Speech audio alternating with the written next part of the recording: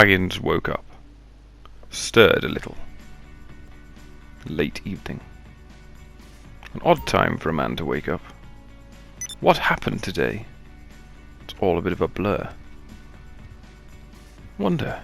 I shall see if it comes back to me. Difficult to say at this stage. Why are there ladies' shoes in my wardrobe? They've been here for weeks. Baggins thought to himself. In fact, there's lots of ladies' clothes. It's an absolute mystery. Why would I have 2 enormous suitcases? Baggins didn't know what was going on. He went over to the bench at the end of the mysterious corridor and looked out of the window. Evening was setting over Los Santos. A fascinating, wonderful sunset. Most days are like this here. Exciting. He paused for a moment, looking wistfully out through the 5th floor window, over the bench that he'd put there for no particular reason, past the cupboard that nobody knows what's inside, before running up his stairs. Can't walk up them, always a brisk trot. A picture at the top of the stairs, nobody knows what that means. An interesting furniture layout, very similar to many residents in this area. The night before, the morning before, perhaps, he'd prepared this green juice. Oh, down in one. Baggins feels fantastic. Goes over to the sink. Nothing in there. Tries to pick up his phone. Stuck in the dock. Nice mixing machine. Hob. And oven arrangement. The espresso that's perpetually there but never can be taken away. Baggins gets frustrated. The green juice has mysteriously refilled itself. So challenge this apartment. He'd purchased it a few months ago, perhaps even a year now. A large quantity of cash, before realizing it was in one of the most crime-filled areas in the district. But it does have a very convenient wooden door straight into an elevator. An elevator that is always there. It's almost as though no other residents live in this tower block. He arrives at his garage, looks around. Cars dating back years. A collection of various different sorts, various different styles. What does it all mean? What does it all mean? Fire extinguishers, almost one for each vehicle. Has there been some sort of insurance risk in the past? A locked section at the back of the garage. No one's ever been in there. But don't go into the blue circle. Menus appear. Baggins thinks to himself, I remember buying that bicycle. Seemed like a good idea at the time. Hasn't been out on it since. In fact, there's 3 bicycles there. Why did I buy those bicycles? Another fire extinguisher. And a very, very interesting wall light. Recessed into the ground, as if put there by magic. Serving little or no purpose. Maybe I'll buy some signs, Baggins thinks. Maybe I won't. Which car? Do I want something unique? Or do I want something that everyone has in town? I know. I shall take the Adder. The Adder is a formidable vehicle. Huge power. Impossible steering. This particular one specially customized. Baggins feels the steering wheel. Turning left, then right. Wonderful. Just cheeks it forward and presses the automatic garage exit button. A challenge has started. What is this place? Where do I live? Baggins pulls out of the drive. Turns right. All he wants is to go to the beach. Perhaps this is the road that'll take him there. The traffic lights change. No matter. The police have more important things to deal with. Baggins makes his way along the road, past some corner shops that he's never been in, but has utilised the balcony. Past some signs that he's never really bothered to read before. It's a little bit uneasy. Nobody knows what was in the green juice. Nobody knows. Baggins is nearing the beach, after clipping a few vehicles along the way. Some reckless drivers pull into his path. He'd never liked those signs anyway. He was feeling alive, invigorated. Clipping that Humvee was one of the most fun he's had so far today. Oh! No one will be able to read those traffic signals now. As Baggins approaches the beach, he's going to utilise his normal entry path through the tiny little gap, over the small wall, and then down over this wall. He sees a prostitute, but unfortunately he's forgotten his wallet. Great disappointment. In fury he accelerates across the grass, past the strange artwork onto the beach, and presses a handbrake, but not in time. The car slides backwards into the murky water, and Baggins sits there for a while. The footwell's filling with water. The water now coming up to his neck and into the window. Oxygen's becoming difficult. Should he get out? Yes, he does. He swims back to the shore, furious at himself. Why didn't I pull that handbrake sooner, he thinks. He looks back. The car is still there. There it is in the water. He points. Nobody's there to see it but himself, but the fury is there in his eyes. He looks back over his shoulder, onto the beach. Oh, it's a long walk back. Perhaps there'll be a useful coast guard, or a life saver. He runs towards the hut in excitement. Is there somebody there? No. No, there is not. A fire! That'll dry him off. Terribly damp clothes. Perhaps someone will have reported the accident and the ambulance will be on its way. Perhaps not. He strays a little too close! Unfortunately he's on fire, but luckily the flame retardant coating that he'd put on his outdoors attire earlier in the day had proved useful. Some barrels discarded on the beach. What are they for? Appears to be full of useless litter. He strolls back onto the main paving. He's trying to avoid the only bike section, just in case a bicycle may come along. Another prostitute. What is this area that Baggins lives in? He tuts to himself. It's a disgrace. Some kids could come along at any moment. He's not aware of the time. His watch has disappeared when he put this outfit on. It was on earlier.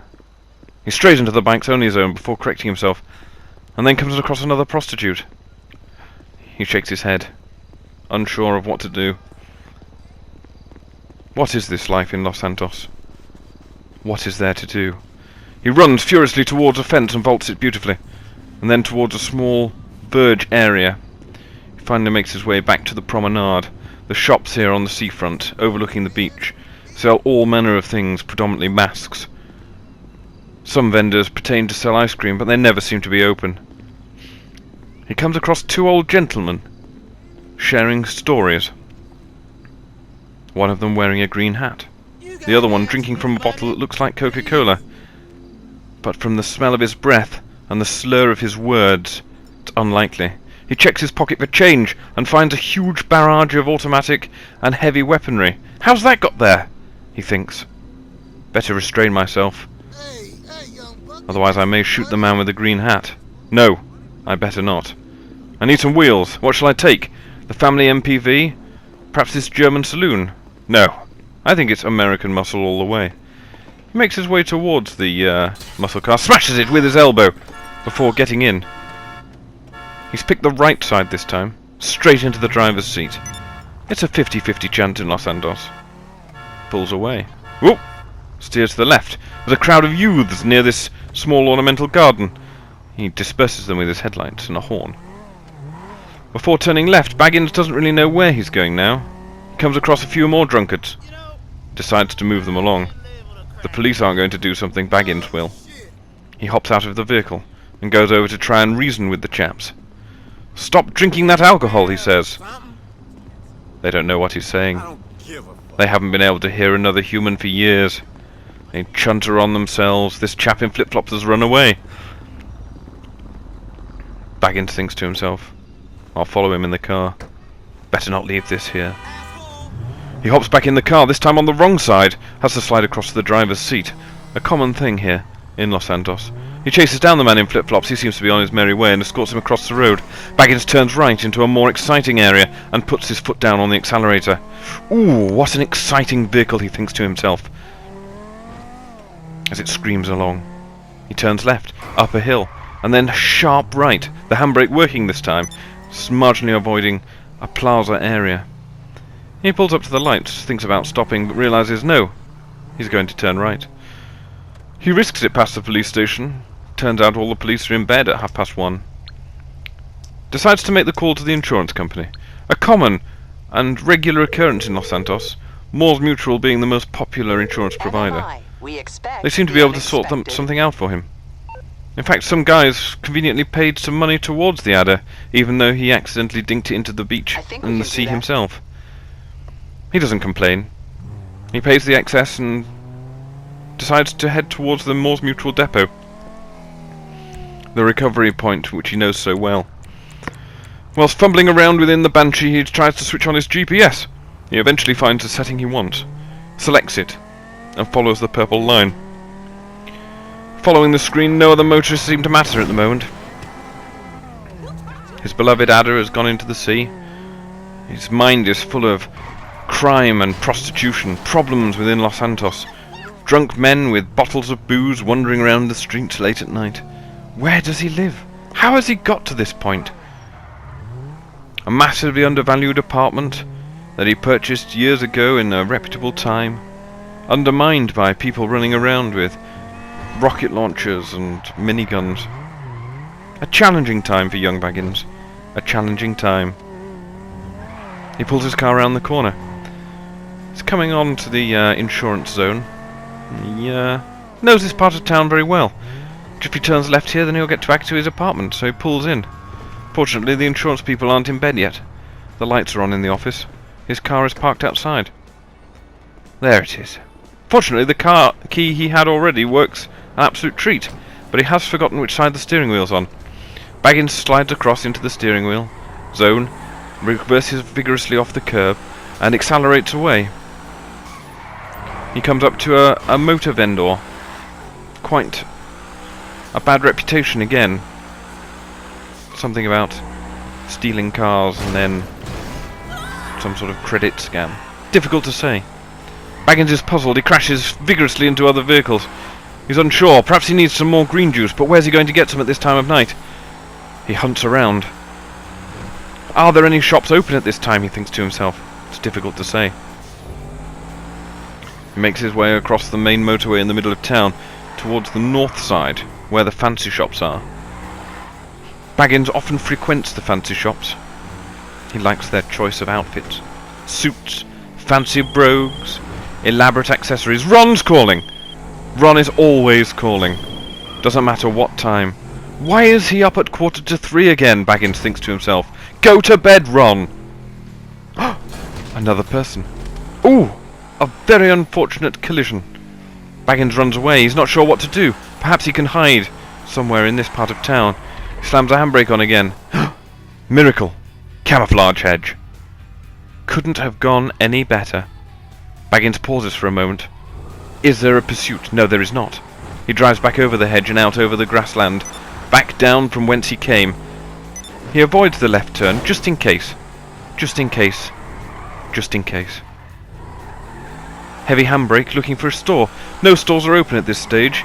Baggins is desperate now, absolutely craving the green juice. Where's he going to find some? He notices a supercar parked in the road. Perhaps there's time to go back and investigate. Perhaps there's time. He turns. There is time. Baggins returns down the street towards the supercar that was once parked down there to investigate whether that is still there. In fact, it's gone. Surprising. He pulls over. Ponsonby's, one of his favourite stores. Perhaps they will be able to sort him out with some green juice. He goes in, through the glass doors. Let me know if you see something you like. The clerk announces her intentions vigorously. Why is she there? Why is Ponsonby's open at this time? Those are the thoughts that go through Baggins' mind. Flowers in a gentleman's outfitters? Puzzling. Baggins has just caught sight of himself. He's wearing his outdoor attire. Red camo trousers and some sort of top that he dislikes intensely. He's also wearing sunglasses or shooting glasses at this time of night. He shouldn't be seen in a Ponsonby's. They'll revoke his membership card. He takes one last wistful look at that pot that seems to always be there before leaving and jumping back into his motor vehicle. Will he get the right side this time? He does.